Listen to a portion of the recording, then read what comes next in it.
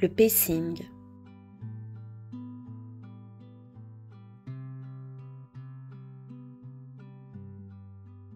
Le pacing consiste à trouver l'équilibre entre les activités et le repos. Les personnes souffrant de fatigue extrême, d'exacerbation des symptômes après l'effort et d'autres types de limitations d'énergie utilisent souvent le pacing pour pouvoir participer aux activités de la vie dans les limites imposées par la maladie. On peut définir le pacing comme une approche visant à rester dans les limites de son enveloppe énergétique ou l'illustrer par des concepts comme le niveau de charge disponible dans une batterie ou le nombre de cuillères disponibles pour réaliser ses activités ou tâches. Or, cet équilibre entre le repos thérapeutique et l'accomplissement d'autant d'activités de la vie quotidienne que possible peut être difficile à comprendre, à décrire et à mettre en pratique. Apprendre le pacing peut être complexe et peut évoluer au fil du temps. Pour certaines personnes, toutefois, le pacing n'est pas possible en raison de la sévérité de leur maladie.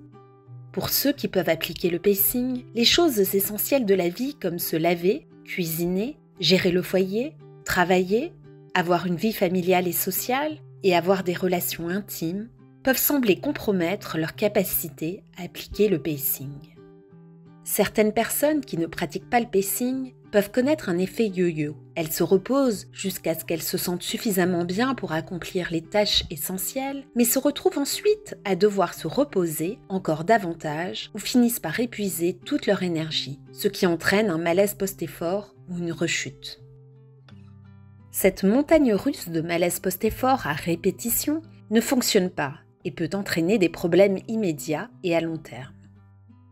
L'objectif du pacing est de trouver l'équilibre entre la quantité d'activités que vous pouvez faire et la quantité de repos qui vous permet de réaliser ces activités sans avoir de malaise post-effort. De petits changements peuvent aider à éviter les malaises post-effort et un repos adéquat peut améliorer les symptômes. Cependant, lorsque vous vivez avec un Covid long, la quantité d'énergie dont vous disposez peut varier d'un jour à l'autre et peut être affectée par différents facteurs comme le temps, les changements hormonaux ou d'autres maladies. L'équilibre entre les activités et le repos peut donc nécessiter des ajustements réguliers et une augmentation ou une diminution du nombre d'activités et de périodes de repos peut être nécessaire pour trouver le bon niveau. Le pacing peut être modifié et ajusté, mais uniquement en fonction des symptômes. C'est pourquoi des termes comme « augmenter graduellement son rythme » ou les approches par exercice gradué n'ont pas de sens, et que comparer l'expérience des patients à de simples hauts et bas quotidiens est à la fois culpabilisant et inutile. Alors, qu'entendons-nous par activité ? Les activités comprennent toutes les tâches physiques, cognitives, sociales, émotionnelles et sensorielles, qui consomment toutes de l'énergie. Nous voulons et avons besoin tous de participer à des activités, et le pacing ne consiste pas à toutes les éviter. Au contraire, le pacing peut aider à continuer de réaliser les tâches essentielles. Le repos est propre à chacun et diffère d'une personne à l'autre. Il consiste à trouver le calme dans le chaos. Se reposer régulièrement, par exemple en dormant pendant la journée pour améliorer la qualité du sommeil nocturne, prendre une pause ou trouver un endroit calme peut contribuer à rehausser les niveaux d'énergie. Les activités qui vous semblaient reposantes avant le Covid long, comme regarder des films, écouter de la musique ou lire, peuvent ne plus avoir le même effet reposant.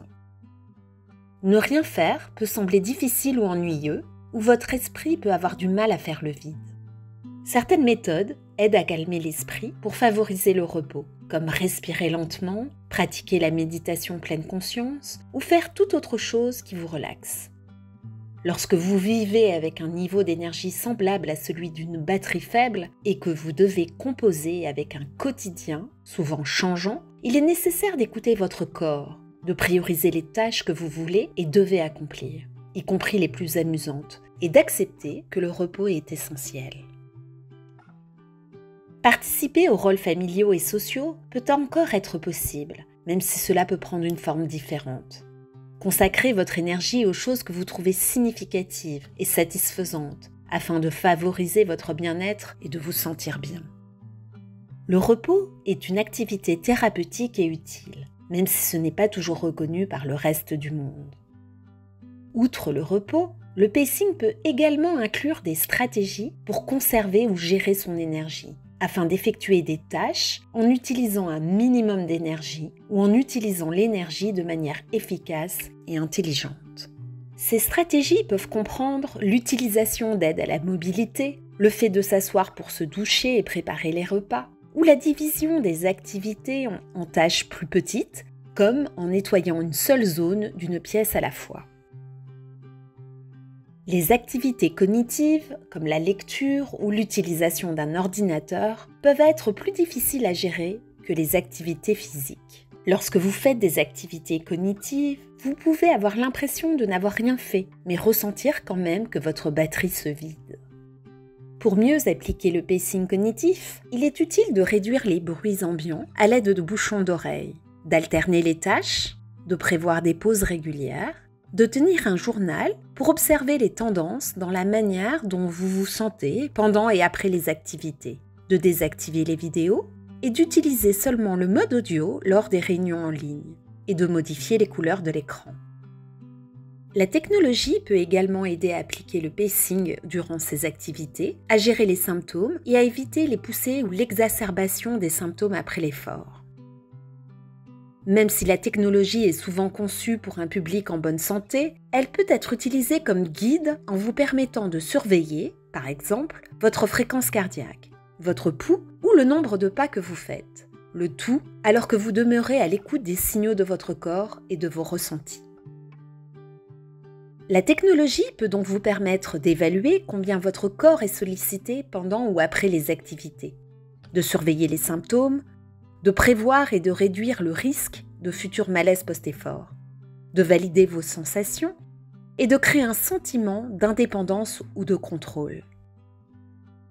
Accepter son besoin de repos et le fait que se reposer est thérapeutique fait partie du pacing. Toutefois, la société n'accepte pas toujours cette idée, car elle contraste avec les attentes sociétales d'aucune aide axée sur le travail et la productivité. De plus, de nombreuses politiques en matière de santé et de travail n'aident pas les gens à appliquer le pacing. Il est donc essentiel de reconnaître qu'en dépit d'un effort personnel considérable, il existe des obstacles sociétaux, culturels, juridiques et politiques au pacing. Même si les gens comprennent ce qu'est le pacing, comment le pratiquer ou pour qui il peut être utile, il n'est pas toujours possible de le mettre en œuvre. Tout le monde est différent et le pacing est individuel. Essayer des choses qui parfois ne fonctionnent pas peut aider à mieux comprendre vos besoins.